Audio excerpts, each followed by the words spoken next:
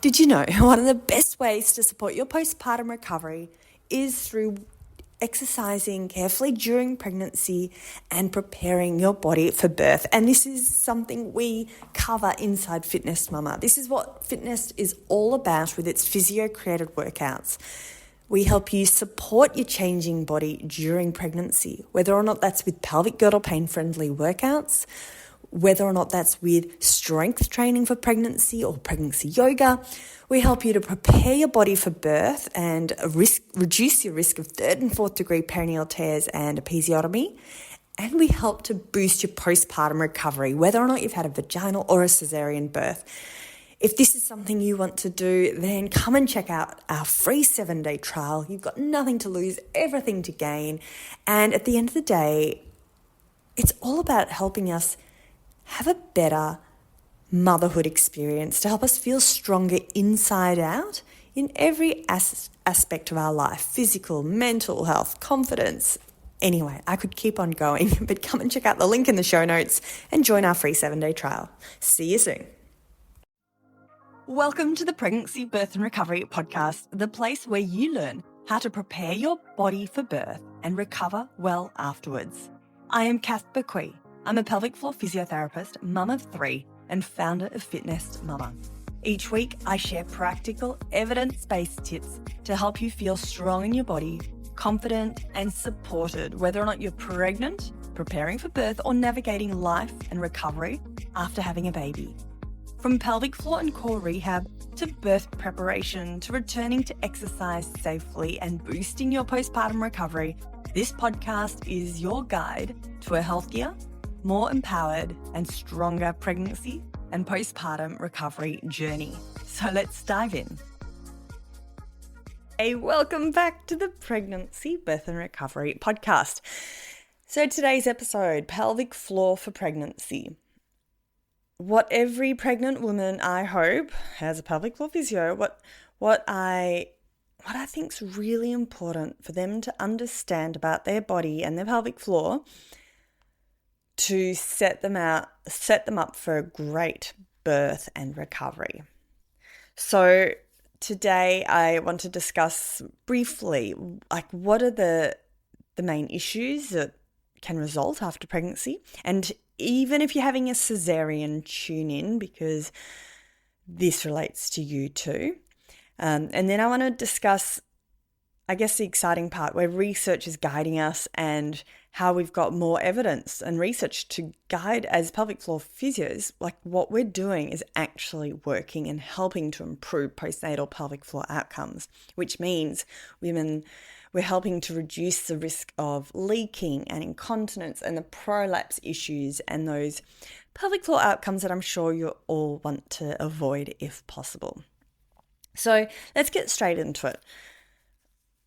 First off, unfortunately, having a caesarean birth is not preventative when it comes to avoiding any pelvic floor issues. So if you have a caesarean birth, you are still at risk of urinary incontinence and leaking. I see plenty of patients who come and see me with leaking after a caesarean. It's really common, and I like to mention it because if you have a caesarean, sometimes women think, oh, I shouldn't have any issues. I've had a caesarean, so they sort of ignore it, hoping it will just get better. But let's discuss it so that if you've got any of these symptoms that I discussed today, go and seek help. Go and see your doctor if you need. Go and see your local pelvic floor physio. And if you don't know who's close to you and you've done your Google searching or you'd like a recommendation, just send me an Instagram message at kathbequee.physio. I'm always happy to, help guide you in the right direction into some local physios near you. Okay. After pregnancy, we know that pregnancy and birth are one of the highest risk factors for pelvic floor concerns. So when we're discussing that, we're discussing the leaking, as I mentioned, but also the heaviness, the prolapse symptoms, that feeling of a vaginal bulge, the lump. After the birth of my first bubs, at about 3 weeks postpartum, I went for a longer walk than I perhaps should have in hindsight, and I felt a really big sense of pelvic dragging. I felt like there was a ton of bricks sitting on top of my pelvic floor and I was just about to flop down to the ground. Like it just felt so heavy. Not a great sensation. And these are the sorts of symptoms we're wanting to limit if possible or reduce the risk of, or if you do have these symptoms, we're wanting to help manage as soon as possible rather than delaying treatment. So the exciting thing is there's a lot we can do that's proactive. And I guess this is the exciting part because research, as I mentioned before, it's guiding us and we have more evidence than ever for supporting the impact of what we do during pregnancy can help to be preventative in nature, proactive. It can help to reduce the risk, statistically speaking, of developing pelvic floor trauma with birth.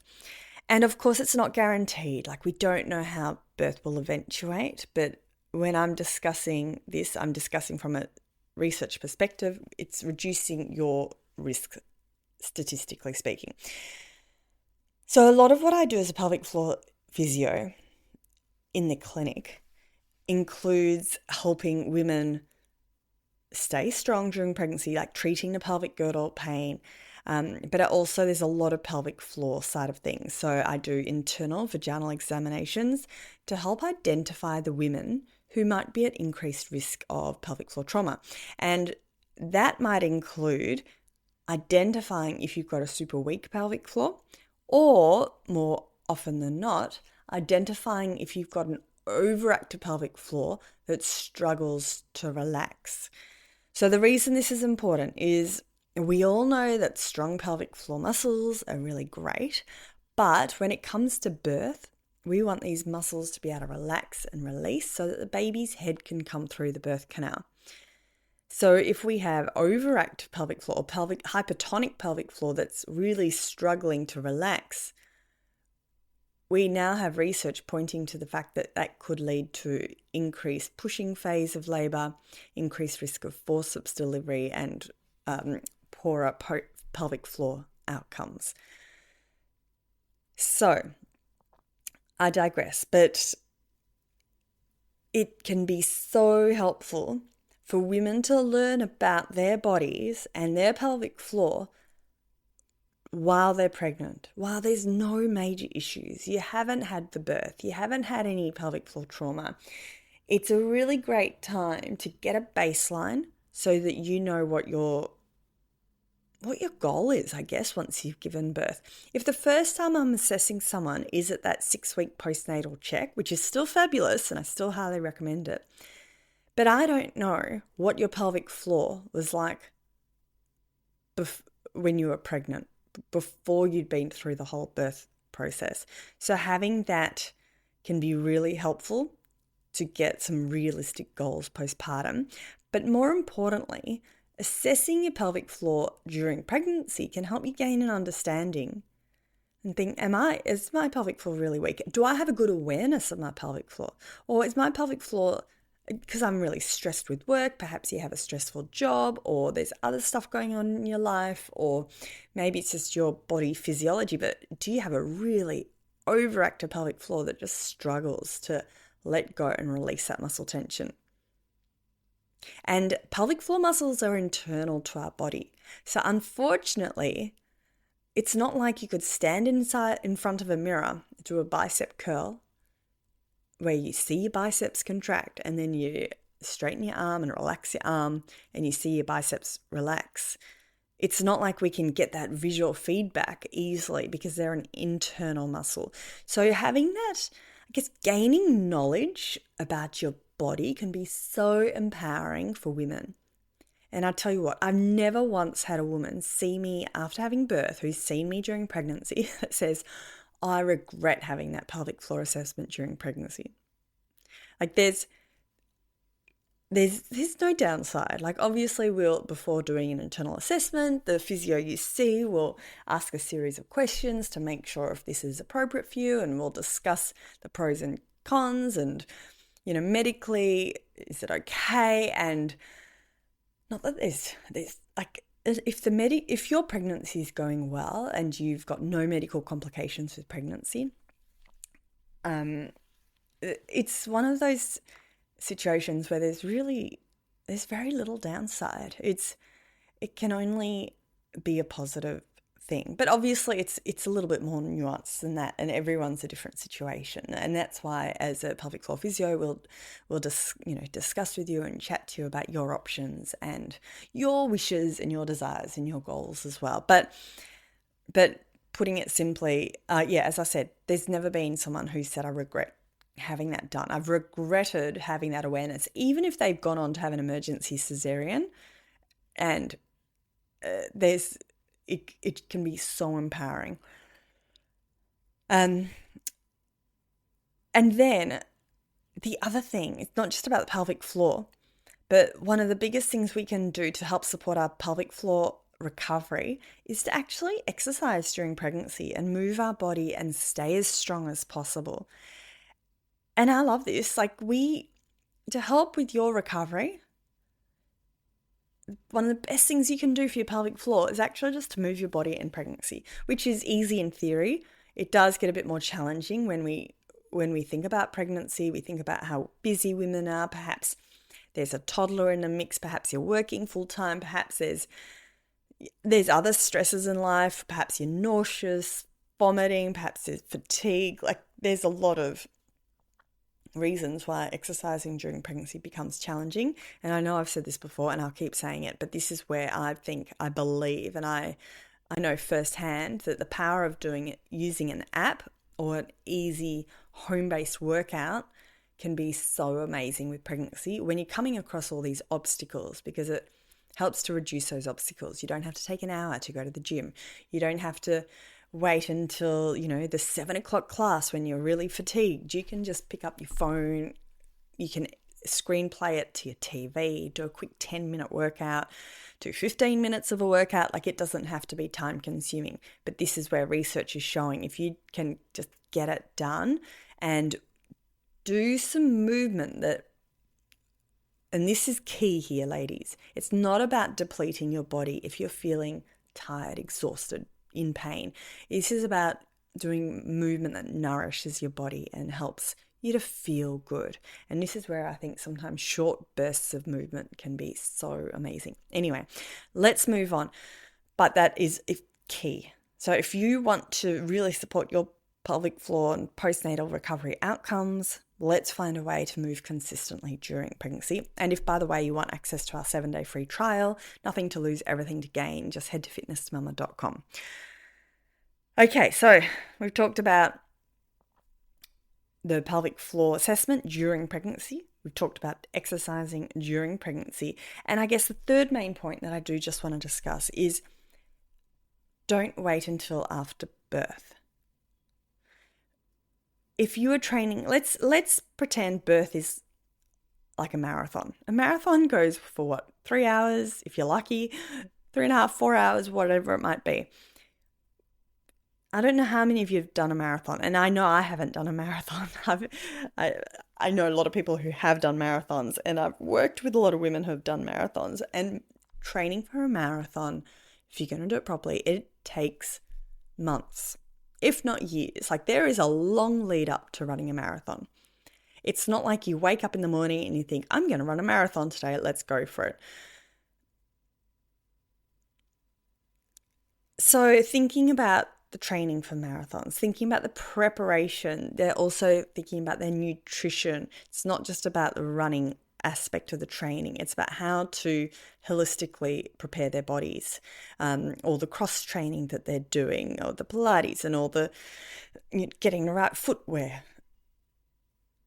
Because at the end of the day, anyone who runs a marathon, their goal is to help have a great race, absolutely, but it's also the post-race outcome. No one wants to be injured after doing an amazing marathon. Everyone wants to be able to still run after doing a marathon and be able to prep for the next race or whatever it is that they want to be able to do after a marathon. No one sets themselves up so they think, okay, I'm only running this marathon. It doesn't matter if I'm injured afterwards. It doesn't matter if I can't run afterwards. Like, it just doesn't happen. And I really don't think we should treat birth like this either. In my books, birth is a bigger event than a marathon. We need to prepare for it. We need to prepare our bodies, our minds, because it's not just about having an amazing birth, which absolutely is fantastic, but it's the post-birth outcome.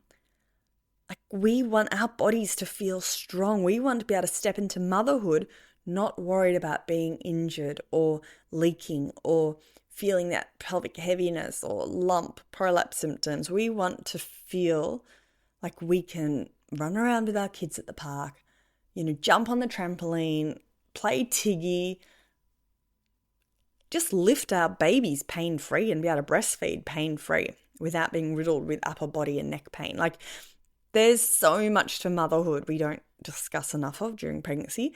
And like, here's a quick little side story. My husband does a lot of travel for work. And I'm at the stage now in motherhood, it is a lot easier for me to factor in exercise in my week and plan exercise for my week.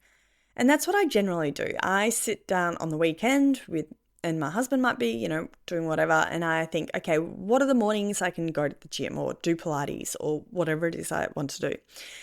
And I find out when he's traveling for work, when will he be around so he can get the kids breakfast. If he's traveling, I can't really do exercise in the morning. I have to do it at some other point during the day. And it does get hard. Anyway, a few weeks ago, he'd been traveling nonstop for, oh my God, it seemed like forever. And I hadn't done any of my normal movement. I hadn't been going for as many walks. The poor dogs were jumping. Like, we're just getting so... my dogs needed a walk big time. And I hadn't been to my normal Pilates. I hadn't been recording any workouts for the app. And I was developing like mid-back neck pain pretty badly. And it was getting sore to even do a head check when I was driving and looking left and right, like basic stuff. And it got to the point where I was thinking, I think I need to book in with one of the physios where I work and have a treatment session, because it's not like I can just treat my own neck. And so I woke up one morning thinking, okay, I'm going to book in this appointment with the physio, beautiful physio I work with. I can't leave it any longer. And then I was making breakfast and I thought, what am I doing? Like, why? I know that the reason I am sore is because I haven't moved my body. And movement is medicine. And I wholeheartedly believe that. And so I was lucky enough to be able to, do some stretches before I left for the day. And at work and between clients, I jumped on the Pilates reformers and I did some more movements and stretches and exercises. And I did that same thing the next day. I did some movement in the morning before work, like literally 5 minutes, and then literally 5-10 minutes at work. And when you know it, my neck pain went away. And it's not always that easy, and I get that. But there's so many benefits to exercising, and I think it can affect our body, mind, and soul. So I do digress again, because I think if you're finding it a struggle to be doing whatever it is you want to be doing, there's always a way to support you.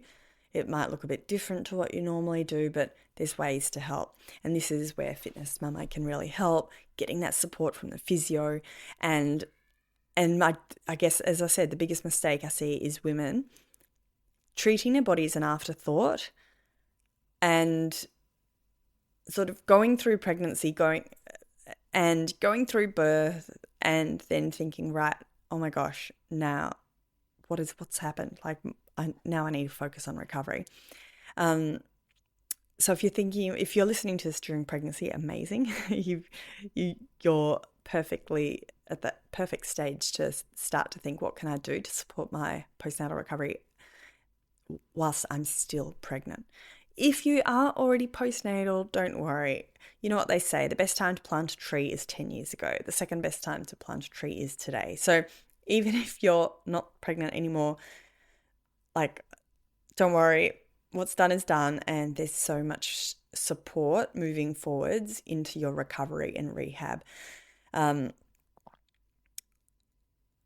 But I'm going to discuss that a little bit more next session. We're going to discuss, I guess, really common mistakes I do see women that make what they do during pregnancy.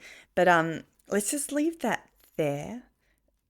Let's be proactive. Let's set up the foundations for a strong early postnatal recovery. There's a lot to learn in those first 6 weeks of pregnancy. Don't just leave it until after that 6-week medical check. It's an exciting area. I love it and I could talk all day, but let's leave it at that. Pelvic floor issues after birth, they're super common, but there's so much that can be done to support you through this phase of your life. That's it, ladies.